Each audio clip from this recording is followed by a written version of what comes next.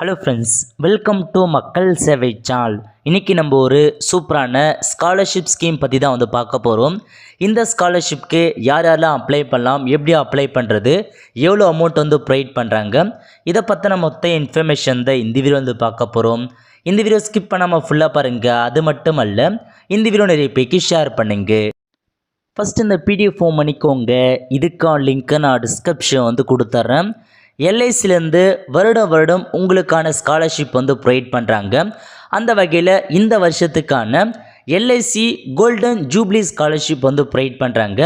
இந்த ஸ்காலர்ஷிப் எதுக்காக கொடுக்குறாங்கன்னா, அதாவது ஸ்டூடெண்ட் எக்கனாமிக்கலாக வீக்கராக இருக்காங்க பாருங்கள், அந்த ஸ்டூடெண்ட் பார்த்தா மேல் படிப்பிற்காக இந்த ஸ்காலர்ஷிப் ப்ரொவைட் பண்ணுறாங்க. ஸோ இப்போ நம்ம இதை பற்றி பார்க்கலாம். ஓகே, ஸோ ஃபஸ்ட்டு இந்த ஸ்காலர்ஷிப்க்கு யார் அப்ளை பண்ணலான்னா, நீங்கள் 12th முடிச்சிருக்கீங்க அப்படின்னா நீங்கள் அப்ளை பண்ணலாம். அதாவது 2022-23 அகாடமிக்கில் 12th பாஸ் பண்ணவங்க அப்ளை பண்ணிக்கோங்க. வித் 60% மார்க் கேட்டிருக்காங்க.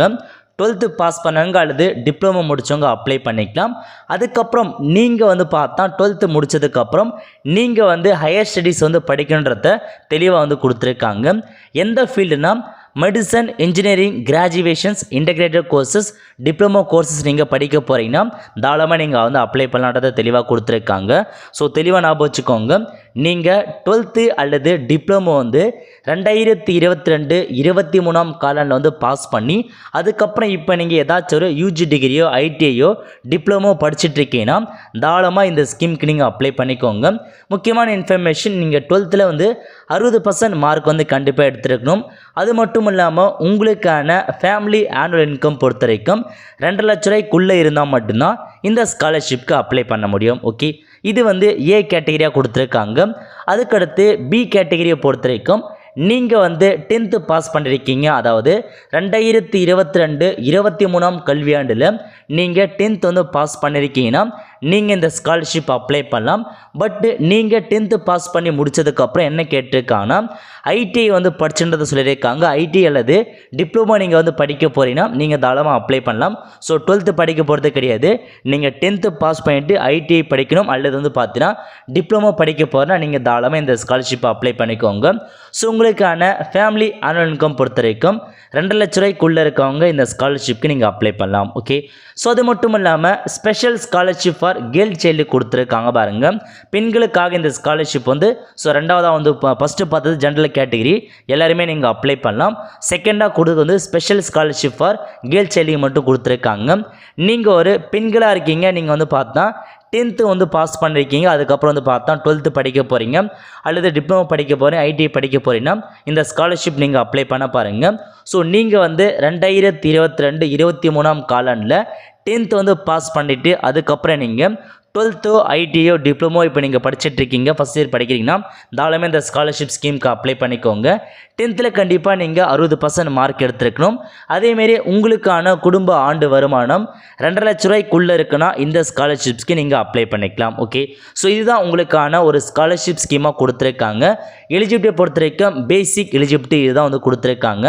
அதேமாரி நீங்கள் அண்டர் கிராஜுவேட் படித்தா போதுமானது. நீங்கள் பிஜி படிச்சுட்ருக்கீங்கன்னா நீங்கள் அப்ளை பண்ண முடியாது. ஒன்லி ஃபஸ்ட் இயர் யூஜி படிச்சிருக்கணும். அதுவும் அவங்க சொல்லியிருக்க காலாண்டில் அதை நீங்கள் பார்த்து அப்ளை பண்ணிக்கோங்க. ஓகே, ஸோ நெக்ஸ்ட்டு உங்களுக்கான டியூரேஷன்ஸ் கொடுத்துருக்காங்க பாருங்கள்.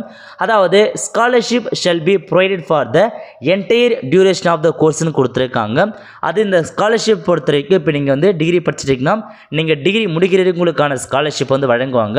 அதேமாரி ஸ்பெஷல் கேர்ள்ஸ் எல்லாம் நீங்கள் 12th ஃபுல்லாக வழங்குறாங்க. அதேமாரி ஐடிஐ முடிச்சுன்னா ஐடிஐ படிக்கிறதுக்கு ஃபுல்லாக வழங்குவதாக தெளிவாக கொடுத்துருக்காங்க. ஸோ நீங்கள் படிக்கிற மொத்த கோர்ஸுக்கான ஃபீஸ் என்டையர் எல்லாமே அதுவும் பார்த்தா கிடைக்கின்றதை சொல்லியிருக்காங்க. ஓகே, அதுக்கப்புறம் உங்களுக்கான ஸ்காலர்ஷிப் அமௌண்ட் கொடுத்துருக்காங்க.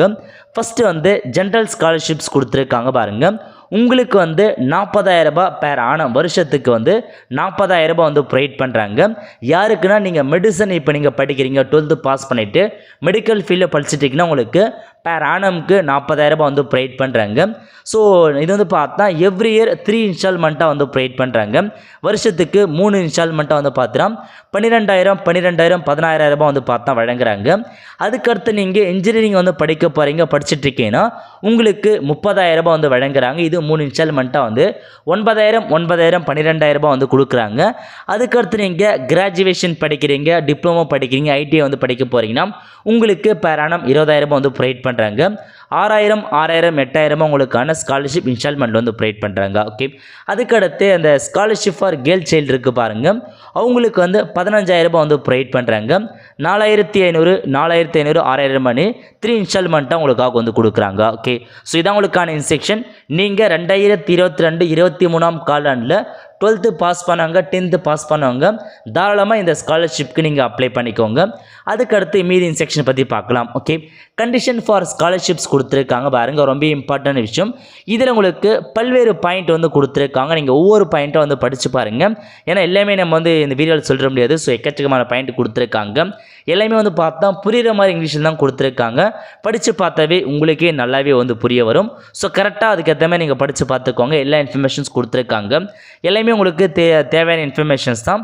ஸோ எல்லா பாயிண்ட்டுமே நீங்கள் தெளிவாக படித்து பார்த்து தெரிஞ்சுக்கோங்க. ஓகே, ஸோ நெக்ஸ்ட்டு அப்படியே நீங்கள் கீழே வந்தீங்கன்னா டிக்ளரேஷன் பை கேண்டிடேட் கொடுத்துருக்காங்க பாருங்கள். அதாவது கண்டிப்பாக நீங்கள் அப்ளை பண்ணுறதுக்கு உங்களுக்கான பேன் மற்றும் ஆதார் கார்டு டீல்ஸ் நீங்கள் வந்து சப்மிட் பண்ணுற மாரி இருக்குன்றத தெளிவாக வந்து கொடுத்துருக்காங்க. அதேமாரி எவ்வளோ ஸ்காலர்ஷிப் வந்து ப்ரொவைட் பண்ணுறாங்கன்னா ஸோ மொத்தமாக 30 கொடுத்துருக்காங்க பாருங்கள். இதில் வந்து பார்த்தா 20 ஸ்டூடெண்ட் வந்து பார்த்தா ஜென்ரல் ஸ்காலர்ஷிப் எடுக்கிறாங்க. 10 பாய்ஸ் 10 கேர்ள்ஸ் கொடுக்குறாங்க. அதேமாரி அந்த கேர்ள்ஸ் சைடில் பொறுத்த வரைக்கும் 10 ஸ்காலர்ஷிப். ஸோ டோட்டலாக வந்து 30 பேருக்கு தான் இந்த ஸ்காலர்ஷிப்பே வந்து வழங்குறதா வந்து தெளிவாக வந்து கொடுத்துருக்காங்க. நீங்கள் செக் பண்ணி பார்த்துக்கோங்க. ஸோ இதில் வந்து பார்த்தா உங்களுக்கான செலெக்ஷன் ப்ராசஸ்லாம் வந்து கொடுத்துருப்பாங்க. அதை பற்றி நம்ம கடைசியாக வந்து பார்த்துடலாம். ஓகே, இப்போ நீங்கள் அப்ளை பண்ணுறதுக்கு ஆன்லைன் மூலமாக தான் ஸ்காலர்ஷிப் அப்ளை பண்ணுற மாதிரி இருக்கும். இந்த ஸ்காலர்ஷிப் அப்ளை பண்ணுறதுக்கான கடைசி தேதியை வந்து 14/1/2024 அந்த டேட்குள்ளே நீங்கள் அப்ளை பண்ணுற மாதிரி இருக்கும். அதுதான் வந்து கடைசி தேதியாக கொடுத்துருக்காங்க. அதுக்குள்ளே அப்ளை பண்ணிக்கோங்க. ஓகே, ஸோ நெக்ஸ்ட்டு ஆன்லைனில் அப்ளை பண்ண போகிறவங்க உங்களுக்கான இன்ஸ்ட்ரக்ஷன்லாம் வந்து கொடுத்துருக்காங்க பாருங்கள். எப்படி அப்ளை பண்ணுறதுக்கான இன்ஸ்ட்ரக்ஷன்ஸ் கொடுத்துருக்காங்க. பேங்க் அக்கௌண்ட்டை பொறுத்த வரைக்கும் கண்டிப்பாக ஆக்டிவாக இருக்க பேங்க் அக்கௌண்ட்டை கொடுக்க சொல்கிறாங்க. ஸோ தெளிவாக வந்து ஃபில் பண்ண சொல்கிறாங்க. அதேமாரி மொபைல் நம்பர் மற்றும் மெயில் ஐடி ரொம்ப வந்து இம்பார்ட்டன்ட். ரெண்டுமே ஆக்டிவாக இருக்க மொபைல் நம்பரை வந்து கொடுக்க சொல்கிறாங்க. ஒன்ஸ் ஆன்லைன் அப்ளிகேஷன் வந்து சப்மிட் பண்ணதுக்கப்புறம் the candidate will receive an acknowledgement in their mail ID. அதாவது நீங்கள் ஆன்லைனில் அப்ளை பண்ணதுக்கப்புறம் உங்களுக்கான அப்ளை பண்ணதுக்கான ரிசிப்டை வந்து நீங்கள் கொடுக்குற மெயில் ஐடிக்கு அனுப்பப்படும் அப்படின்றத சொல்லியிருக்காங்க. ஸோ அதுக்கப்புறம் நீங்கள் ஆன்லைனில் அப்ளை பண்ணி முடிச்சதுக்கப்புறம் உங்களுடைய டிவிஷன் ஆஃபீஸ் இருக்குது பாருங்கள். எல்ஐசிக்குன்னு வந்து பார்த்தா எல்லாத்தையும் டிவிஷன் ஆஃபீஸ் இருக்குது. அந்த டிவிஷன் ஆஃபீஸை பொறுத்த வரைக்கும் எவ்வளோ பேர் அப்ளை பண்ணுறாங்களோ அவங்களுக்கு மெரிட் லிஸ்ட் மூலமாக வந்து பார்த்தா எடுப்பாங்க. ஸோ மெரிட் லிஸ்ட் ரெடி பண்ணி எடுப்பாங்க. ஓகே, ஸோ அதுக்கடுத்து என்ன கொடுத்துருக்காங்கன்னா நோ கம்யூனிகேஷன் செல் பி என்ற, அதாவது கம்யூனிகேஷனை பொறுத்த வரைக்கும் முழுக்க மெயில் மூலமாகவோ உங்களுக்கான டெக்ஸ்ட் மெசேஜ் மூலமாக அனுப்பாங்க. ஸோ மெயில் அறிக்கை நீங்கள் வந்து செக் பண்ணி பார்த்துட்டே இருங்க. ஓகே, சரி என்ன கேட்டிருக்காங்கன்னா எப்படி வந்து செலெக்ஷன்ஸ் வந்து பண்ணுறாங்கன்னா செலெக்ஷன் ப்ராசஸை பொறுத்த வரைக்கும் உங்களுக்கு வந்து மார்க் இருக்குது பாருங்கள். மார்க்கை பேஸ் பண்ணி தான் உங்களுக்கு வந்து செலெக்ஷன்ஸ் வந்து பண்ணுறாங்க. அது மட்டும் இல்லாமல் உங்களுக்கான ஆனுவல் இன்கம் பொறுத்து செலெக்ஷன்ஸ் பண்ணுறாங்க. அது மட்டும் இல்லாமல் உங்களுடைய ஃபேமிலி பேக்ரவுண்ட் கொண்டு வச்சு தான் செக் பண்ண போகிறாங்க. இதான் உங்களுக்கான செலெக்ஷன் ப்ராசஸாக இருக்க போது. நீங்கள் ஒன்ஸ் ஆன்லைனில் அப்ளை பண்ணி முடிச்சதுக்கப்புறம் உங்களுடைய மார்க்குக்கு ஏற்ற மாதிரி மெரிட் லிஸ்ட் ரெடி பண்ணுவாங்க. மெரிட் லிஸ்ட் ரெடி பண்ணதுக்கப்புறம் அதில் யாரெல்லாம் ஷார்ட் லிஸ்ட் ஆகிறாங்களோ அவங்களுக்கு வந்து மெயில் மூலமாக டாக்குமெண்ட்ஸ் வந்து கேட்பாங்க. அப்போ நீங்கள் மெயிலில் உங்களுக்கான எல்லா ஒரிஜினல் டாக்குமெண்ட்ஸ் அனுப்புகிற மாதிரி இருக்கும். ஸோ அனுப்புனதுக்கப்புறம் உங்களுக்கான அந்த ஸ்காலர்ஷிப் வந்து ப்ரொவைட் பண்ணி அவங்க டிசைட் பண்ணிப்பாங்க. ஸோ உங்கள் மெயில் அனுப்புறதுல 20 நாட்களுக்குள்ள உங்களுக்கான அப்ளிகேஷனை கண்டிப்பாக நீங்கள் எல்லா டாக்குமெண்ட்ஸுமே நீங்கள் சென்ட் பண்ணுற மாதிரி இருக்கும். ஸோ ஃபிசிக்கலாக கேட்டாங்கன்னா நீங்கள் அந்த ஹெட் ஆஃபீஸுக்கு ஃபிசிக்கலாக உங்களுக்கான டாக்குமெண்ட்ஸை நீங்கள் அனுப்புகிற மாதிரி இருக்கும். ஓகே, ஸோ இதான் உங்களுக்கான இன்ஸ்ட்ரக்ஷனாக வந்து கொடுத்துருக்காங்க. நீங்கள் செக் பண்ணி பார்த்துக்கோங்க. ஸோ ஃபுல் இன்ஃபர்மேஷன் எல்லாமே தெளிவாக வந்து ப்ரொவைட் பண்ணியிருக்காங்க. படித்து பார்த்துட்டு அப்ளை பண்ணுறவங்க அப்ளை பண்ணுங்கள். ஓகே, ஸோ இப்போ நீங்கள் அப்ளை பண்ணுறதுக்கு ஸோ இதான் வந்து பார்த்தா அஃபிஷியல் வெப்சைட். இதில் போய்ட்டு தான் நீங்கள் அப்ளை பண்ணுற மாதிரி இருக்கும். ஃபஸ்ட்டு ஸ்டேட் கேட்டிருக்காங்க பாருங்கள். இதில் போயிட்டு உங்களுக்கான ஸ்டேட் செட் பண்ணிக்கோங்க. அதுக்கப்புறம் டிஸ்ட்ரிக்ட் கேட்டிருக்காங்க. இதில் போயிட்டு உங்கள் டிஸ்ட்ரிக்டை நீங்கள் செட் பண்ணுற மாதிரி இருக்கும். செட் பண்ணி முடிச்சதுக்கப்புறம் நேம் கேட்டிருக்காங்க. இதில் போயிட்டு ஃபஸ்ட் நேம் வந்து கொடுத்துருக்காங்க. சர்நேம் வந்து சர்நேம் என்ட்ரு பண்ணிக்கோங்க. அதுக்கப்புறம் ஃபாதர் நேம் கேட்டிருக்காங்க. ஸோ இதில் போயிட்டு உங்களுக்கான ஃபாதர் நேம் கொடுத்துக்கோங்க. நெக்ஸ்ட் நீங்கள் ஜெண்டர் கேட்டிருக்காங்க. மேல்னா மேல் கொடுங்க, ஃபீமேல்னா ஃபீமேல் அப்படின்ற ஆப்ஷன் நீங்கள் வந்து கிளிக் பண்ணுற மாதிரி இருக்கும். அதுக்கப்புறம் டேட் ஆஃப் பர்த் கேட்டிருக்காங்க. இதில் போயிட்டு உங்களுக்கான டேட் ஆஃப் பர்த் கொடுத்துக்கோங்க. நெக்ஸ்ட்டு நேஷ்னாலிட்டி கேட்டிருக்காங்க. நீங்கள் இந்தியன்னா இந்தியன் அப்படின்ற ஆப்ஷன் நீங்கள் வந்து செட் பண்ணிக்கோங்க. அதுக்கப்புறம் அட்ரஸ் கேட்டிருக்காங்க பாருங்கள். அட்ரஸ் 1 அட்ரஸ் 2 2 கொடுத்துருக்காங்க. அட்ரஸ் 1ல் போயிட்டு டோர் நம்பர் ஸ்ட்ரீட் நேம் கொடுத்துருக்காங்க. அட்ரஸ் 2ல் போயிட்டு உங்களுக்கான வில்லேஜ் நேம் மற்றும் தாலுக் நேமை மென்ஷன் பண்ணிக்கோங்க. நெக்ஸ்ட்டு சிட்டி கேட்டிருக்காங்க. உங்களுக்கான சிட்டியை கொடுத்துக்கோங்க. அதுக்கப்புறம் பின்கோடு கேட்டிருக்காங்க. பின்கோடு வந்து ஃபில் பண்ணுற மாதிரி இருக்கும். நெக்ஸ்ட் வந்து பார்த்தா லேண்ட்லைன் நம்பர் இருந்தால் கொடுங்க, இல்லை அந்த ஆப்ஷன் வந்து ஸ்கிப் பண்ணிக்கோங்க. அதுக்கப்புறம் மொபைல் நம்பர் கேட்டிருக்காங்க. நெக்ஸ்ட்டு மெயில் ஐடி கேட்டிருக்காங்க. மொபைல் நம்பர் மற்றும் மெயில் ஐடி கண்டிப்பாக ரெண்டுமே ரொம்ப வந்து இம்பார்ட்டன்ட். ஏன்னா எந்த ஒரு கான்வர்சேஷன் இருந்தாலும் சரி கால் மூலமாக தெரிவிக்க மாட்டாங்க, முழுக்க மெயில் மூலமாக தான் தெரிவிப்பாங்க. ஸோ அடிக்கடி மெயில் செக் பண்ணிக்கோங்க. என்ட்ரு பண்ண மெயில் ஐடி கரெக்டான்றதை செக் பண்ணிக்கோங்க. அதுக்கப்புறம் கேட்டகிரி கேட்டிருக்காங்க. நீங்கள் ஜென்ரல் கேட்டகிரியா, ஓபிசியா, எஸ்சியா, எஸ்சியான்றதை நீங்கள் வந்து ஃபில் பண்ணுற மாதிரி இருக்கும். பிசி எம்பிசியாக இருக்கவங்க நீங்கள் ஓபிசியை வந்து செட் பண்ணிக்கோங்க. எஸ்சிஎஸ்னால் அதுக்கான ஆப்ஷன்ஸ் நீங்கள் வந்து கொடுத்துக்கோங்க. ஓகே. அதுக்கப்புறம் அப்ளைங் ஃபார் ஸ்காலர்ஷிப். ஸோ நீங்கள் என்ன முடிச்சிருக்கீங்க? 10th வந்து பார்த்தா முடித்தா 10th கொடுங்க, 12th முடித்தவங்க 12th அப்படின்ற ஆப்ஷன் நீங்கள் வந்து செட் பண்ணுற மாதிரி இருக்கும். செட் பண்ணதுக்கப்புறம் 12th அதில் என்னமான பர்பஸ் கேட்டிருக்காங்க பாருங்கள்.